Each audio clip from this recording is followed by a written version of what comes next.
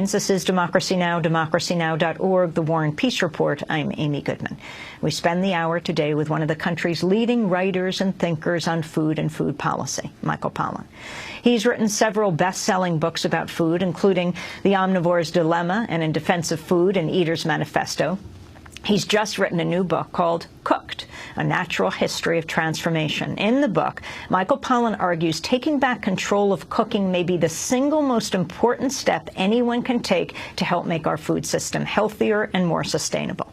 Michael Pollan's the Knight Professor of Science and Environmental Journalism at the University of California, Berkeley School of Journalism.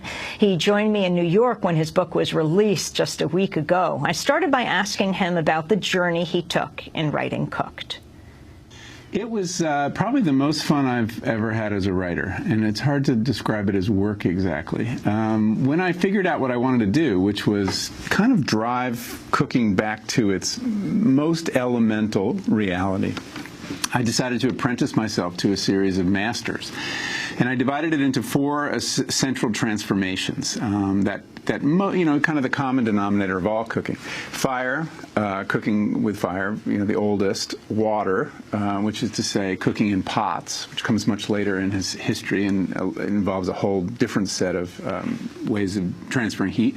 Air for baking, and earth for fermentation. And so in each case, I found somebody or a couple somebodies who were really good at the mastery of that element. And I worked for them, a number of shifts, a number of events, or lessons, and just kind of acquired these skills that I had never had before. So tell us about your trip to North Carolina to the barbecue maker. Well, I wanted to start with fire because fire is where cooking starts, probably 2 million years ago, according to the current thinking, which is before, of course, we were Homo sapiens. We were still Homo erectus at that point.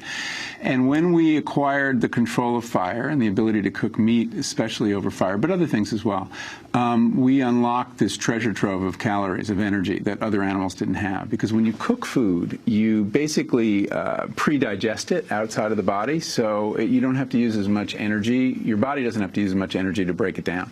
You don't have to chew it as much. And it's a huge boon, and it probably led to the larger brain that we have compared to other apes our size, and the smaller gut, although we seem intent on enlarging that gut right now. But so I figured what was the cooking most like that? And it was whole hog barbecue as practiced in eastern North Carolina. Barbecue is very balkanized, and every region in the South has very different rules on what constitutes barbecue and an abhorrence of all other forms of barbecue, which they won't even call barbecue. So I went to North Carolina, to eastern North Carolina, and I worked with a man named Ed Mitchell, who is a pretty well-known pitmaster, African-American, who's been at it for many, many years after being a Vietnam vet and working as a Ford in the Ford dealership network. And we did a couple barbecues where we cooked these whole pigs over wood and very slowly, and then we had these amazing public events where you have to take an entire pig and chop it up, mix it with various spices and vinegar, and turn it into sandwiches. It's actually a remarkably simple kind of cooking. It's like pig, heat, wood, time. That's the whole recipe. But you need a whole pig, and you have to be able to move it around, which is a little tricky.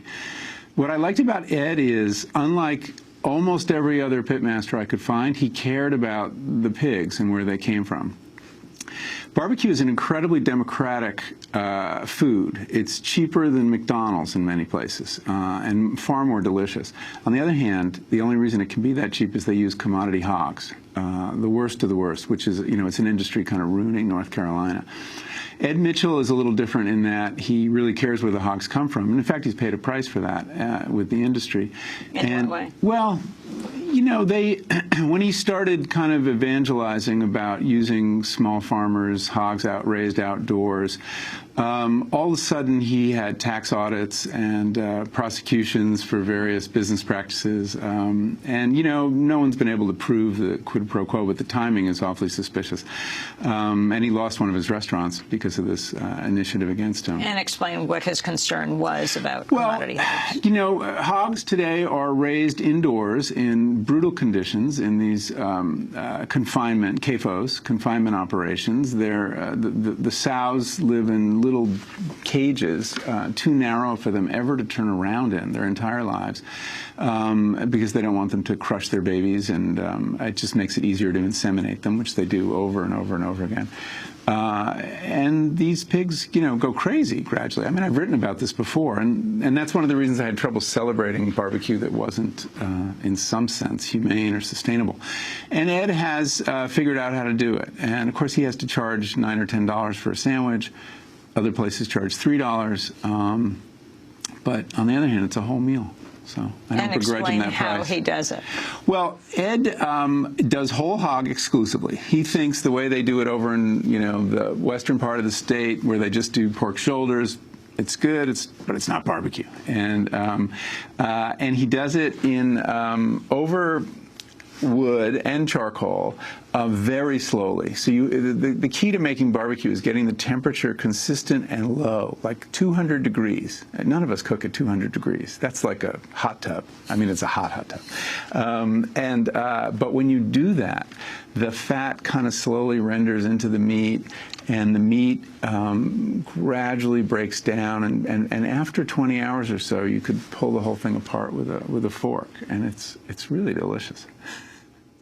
So you went from fire to water. And, fire cooking is very male. It's very, there's a lot of self-dramatizing guys doing barbecue, as there still are in every backyard in America.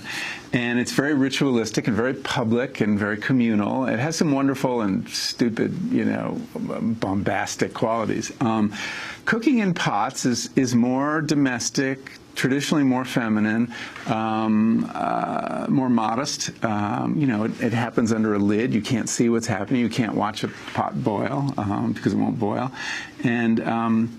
But it's a very important technology, and the second important cooking technology. It doesn't happen until about 10,000 years ago, because you need pottery that can hold water and survive heat to start cooking this way. But when you can cook with water, by boiling water, you can soften grains, for example. A revolution happens in human society because you can feed old people and very young people who don't have teeth. So the elderly live longer as soon as you can boil food, and you can wean babies earlier. So it's a wonderful method for that. And it also allows you to combine plants and meat, or just plants. It allows you to eat grain, which you can't really eat without water. And it really, was a revolutionary way of cooking. And I approached it as a lesson, a series of lessons in braising, stews, and soups. And I worked with this wonderful chef named Samin Nosrat, who is an Iranian-American, trained at Chez Panisse in Berkeley. And she would come to my house every, couple Sundays, and we'd make a big meal together, and my wife and son would get involved, and then we'd invite friends over, and I learned these wonderful lessons from her. And every time she'd have a theme, and today we're going to learn about emulsification. And so what is emulsification? Emulsification is basically combining fats and waters in a stable solution, like when you whip eggs, or a salad dressing is an emulsification, basically. And how do you get those particles to stay together? Or we do a lesson in the Maillard reaction, which is how, in the presence of heat, amino acids and sugars turn into these wonderful flavor compounds, thousands of them, that makes food much more flavorful, much more elusive. One of the interesting common denominators of all cooking is that you take these very straightforward, given, simple flavors, and you complicate them, and you make a food taste like other things. It might taste like, give it the aroma of flowers, or bacon, or it's sort of like poetic language. Basically, where you inflect everyday language into something more heightened and elusive to other things, more metaphorical, and you do that with cooking too. And so we worked on that, and these were the most practical skills I learned, the ones I use every day. I love making braises. It's incredibly simple. but time-consuming. What do you mean by braises? Well, a braise is basically a stew where you don't cover the meat or whatever the central character of your dish is with liquid. You basically make a mirepoix, which is just a dice of onions and carrots and celery, and you saute that for as long as you can bear. The longer, the better. And then you add you brown your meat, say if you're doing chicken, and you put that in, and then you add a liquid. But you only have the liquid come up an inch or so, and it doesn't cover the meat. And what that does is, and then you cook it very slowly, again, like 225 degrees for as long as you can stand. 4 hours is better. Chicken, you can get away with 2 hours. And what happens is the part that isn't covered with liquid browns beautifully. Maillard reaction takes place, and then the bottom kind of stews, and the whole thing kind of gets soft, and the muscle fibers relax and become gelatinous and delicious. And so it's a really nice way to cook. It's a way to cook on a Sunday to have several meals during the week, because it's even better as leftovers than as the first time around. So in a way, it was the most sustainable kind of cooking I learned, in the sense of that I've been able to fold it into my life on a weekly basis. Journalist Michael Pollan, his latest book is Cooked, A Natural History of Transformation. We'll return to our interview in a minute.